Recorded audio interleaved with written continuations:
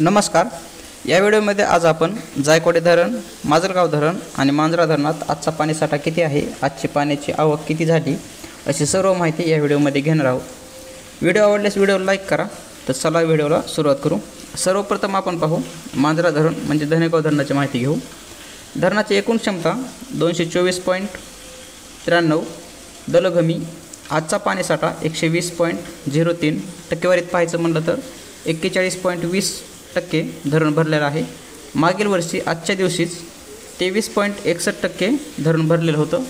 पाण्याची आवक जर पाहायची म्हणलं धरणाकडे तर 30 क्यूमेक्सने होत आहे, म्हणजे 30,000 लिटर प्रति सेकंदाला पाणी धरणामध्ये येत आहे। पुढील धरण माजलगाव। माजलगाव धरणाची एकूण क्षमता 453.64।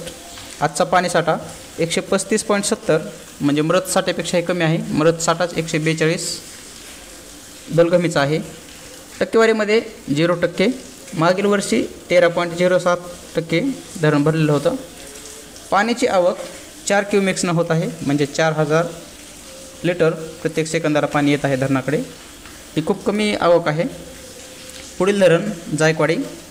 जायकवाडी धरणाची एकूण क्षमता 2909.04 दलघमी।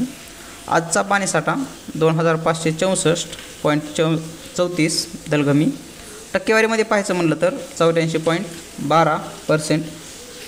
मागील वर्षी 33.73% धरण भरलेलं होतं। आवक जर पाहिली जायकवाडी धरणात तर 60 क्यूमेक्सनं होत आहे, म्हणजे 60,000 लिटर प्रत्येक सेकंदाला पाणी धरणाकडे येत आहे। जर व्हिडिओ आवडला असेल तर व्हिडिओला लाईक करा। अशाच प्रकारचे व्हिडिओ पाहण्यासाठी चॅनलला सबस्क्राईब करा। भेटू आपण पुढच्या व्हिडिओमध्ये। तोपर्यंत नमस्कार।